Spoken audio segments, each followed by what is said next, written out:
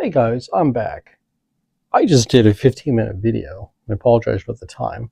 And I realized I didn't plug the microphone in all the way. Yeah.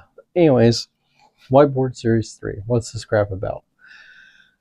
Basically, it's depending on where you live in the world systems that we talked about. Why do you prepare? What are rights? And why self-defense? Well, why you prepare is to protect your rights. Your rights come from God. They're acknowledged in the Constitution and Bill of Rights, and it's the government's job to protect your rights. And the government can't, because they're made of people and people are flawed. It's up to you to protect your rights. That's where self-defense and self-reliance come together. Basically, the world systems, using modern political theory, believe in zero-sum power. From political science class I took, basically it is he who has the power makes the rules. And hopefully the best you can hope for as far as a world government system or a country even is a benevolent dictator. It's a pretty cynical view. It's not altogether unwarranted, but it's not great. It's the best shit idea that we have, actually. I think it leads to authoritarianism right here. And basically it's, well, okay, so everything's for the greater good. Well, who determines what the greater good is? There's only one being that can determine the greater good, and that's God. Short of that, we're doing the best we can, but we're given to flaws and errors, which is why you have so many different political systems in the world. So who decides the good? Well,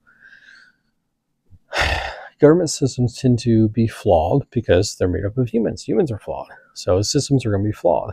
There will never be a utopia, not by secular, just human, outside of God, political theory.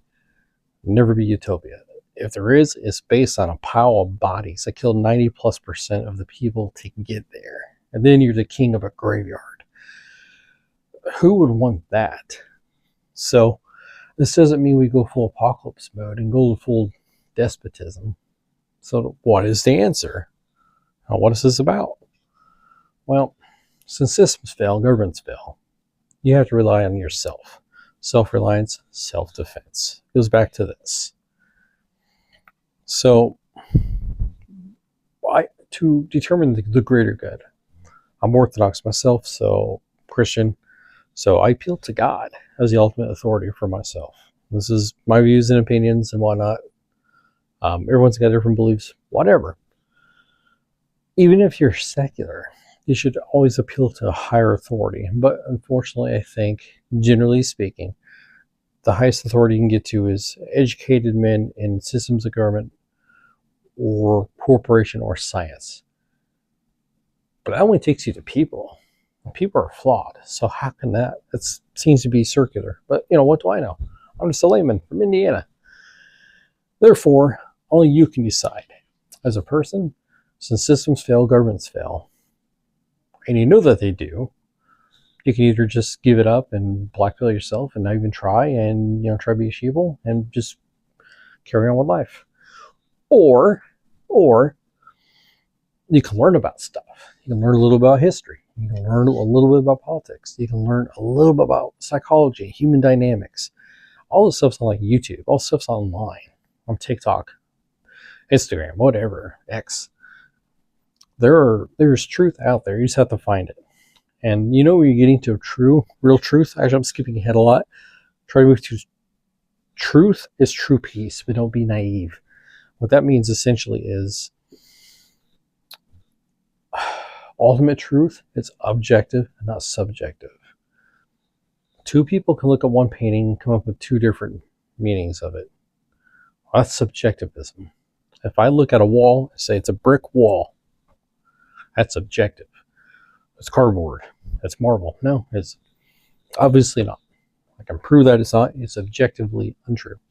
Anyways, I'm getting to all this to say, objective truth leads to appeal to authority, higher authority, and that higher authority says you have rights. You have the right to defend yourself against the lowliest burglar, to a street scuffle, to a foreign country, or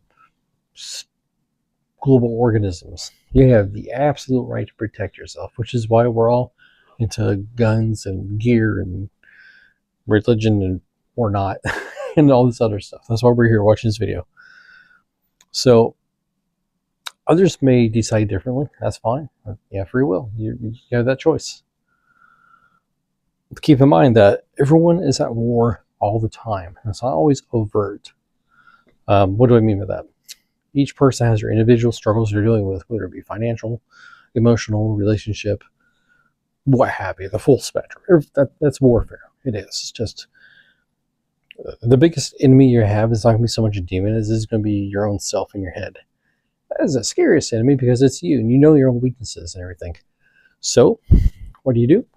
The best cure for fear and insecurity is knowledge.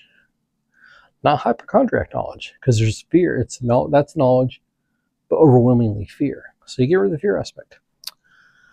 You study the psychology, you study the politics, you study the pop culture, you study everything you can get your hands on.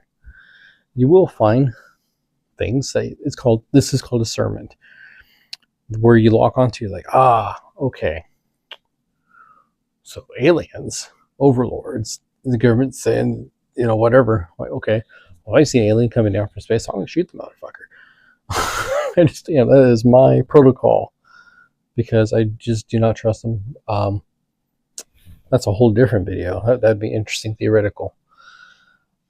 And so, in the world, since man first started to walk and everything else, to in the future, who knows? We're always going to be at war as a human culture, regardless of any country. It's what we do. It's just emotional. We're fallen people and this kind of thing. So warfare is our natural state. Peace is the exception.